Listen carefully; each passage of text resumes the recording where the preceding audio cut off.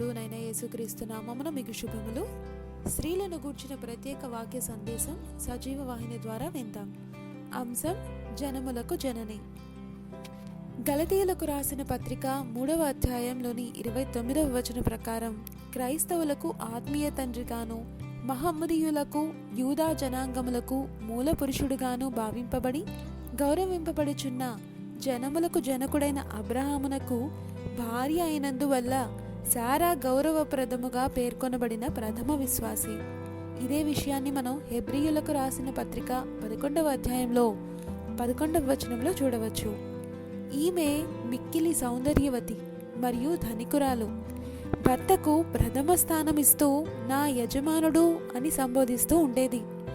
వీటితో పాటు శారా దేవుని యందు విశ్వాసం ఊరు పట్టణంలో స్వజనుల మధ్య సుఖభోగాలు అనుభవిస్తున్న తరుణంలో ఆ పట్టణస్థులు విగ్రహారాధికులైనందున అబ్రాముకు దేవుడు ప్రత్యక్షమయ్యాడు. నిన్ను గొప్ప జనముగా చేస్తాను కనుక ఈ విగ్రహారాధికులున్న ప్రాంతాన్ని విడిచి నేను చూపే ప్రదేశానికి పొమ్మని ఆజ్ఞాపించాడు. ఈ విషయాలన్నిటిని గురించి మనం ఆదికాండంలోని 12వ అధ్యాయంలో గమనించవచ్చు.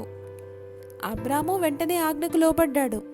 శారాయి యోబు భార్యలా దేవుని ఎదిరించమని చెప్పలేదు, కానీ ఆయన మాటలో విశ్వాసముంచి ధనవంతమైన పట్టణాన్ని, విశాలమైన లోగిళ్లను వదిలి హారానుకు చేరింది. షష్ఠి పూర్తి దాటినా, ఋతుధర్మం నిలిచినా విశ్వాసాన్ని కోల్పోలేదు. అక్కడి నుండి షెకెమునకు తన బలగంతో ప్రవేశించింది. తర్వాత కరువు భారం వల్ల దక్షిణ దిశగా పయనించి ఐగుప్తుకు చేరారు. అది దేవునికి ఇష్టం లేని ప్రాంతం. భార్య రూపవతి శత్రువు అన్నట్లు శారా అందచందాలకు భ్రమసి ఐగుప్తీయులు తన్ను చంపుతారేమోనని భయపడిన అబ్రాము, దయచేసి నీవు నా చెల్లివని చెప్పాలి అని శారాను కోరాడు. ఇదే విషయం గురించి మనం ఆదికాండంలోని 12వ అధ్యాయం 13వ వచనంలో గమనించవచ్చు. ఆమె భర్త కోరిక మేరకు అబద్ధమాడాల్సి వచ్చింది. విశ్వాసం పరిపూర్ణం కానందువలనే ఇలాంటి పరిస్థితులు వస్తాయి. ఐగుప్తు జీవితం దుర్భరం కాగా హాగరు అనే దాసితో సహా బయలుదేరారు. సంవత్సరాలు గడిచిన వాగ్దాన పుత్రుడు కలగనందున సహనాన్ని కోల్పోయి హాగరును తన భర్తకు ఉపపత్నిగా ఇచ్చి ఆమె ద్వారా సంతానాన్ని పొందేలా చేసింది. మమ్రే వద్ద గుడారం సమీపంలో దర్శనమిచ్చిన 3 అతిథులకు రొట్టెలు, మాంసం, పాలు, వెన్నెలతో చక్కని ఆతిథ్యమిచ్చుటలో శ్రేష్ఠురాలైంది. మీదటి సంవత్సరానికి నీకు కుమారుడు కలుగుతాడు అని వారనగా నవ్వలేదని అబద్ధమాడింది.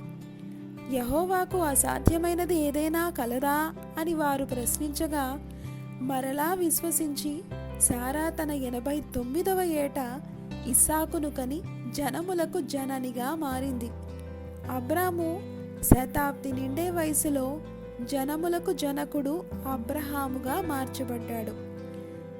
హాగరుచే నీచముగా ఎంచబడినందున హాగరును ఇష్మాయేలును బహిష్కరించి తన ఇంటిని శుద్ధీకరించుకున్నది. ఇస్సాకు అనగా నవ్వు అని అర్థం. ఇస్సాకు జన్మించిన తర్వాత 37 సంవత్సరాలు శారా జీవించింది.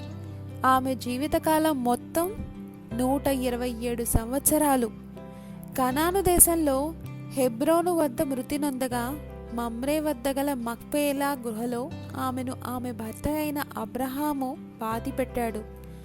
అబ్రహాము ఆ పొలానికి 400 వెండి నాణాలు వెచ్చించడం ద్వారా భార్య పట్ల తనకున్న ప్రేమను వ్యక్తపరిచాడు. ఇదే విషయాన్ని మనం ఆదికాండంలోని 23వ అధ్యాయంలో గమనించవచ్చు. నేటి స్త్రీలమైన మనం కూడా శారాలా విశ్వాసముంచుటలోనూ ఆతిథ్యం ఇవ్వడంలోనూ శ్రద్ధ వహించాలి. మన భర్తలలో కూడా హాగరు లాంటి పెనవేసుకున్న పాపాలుంటే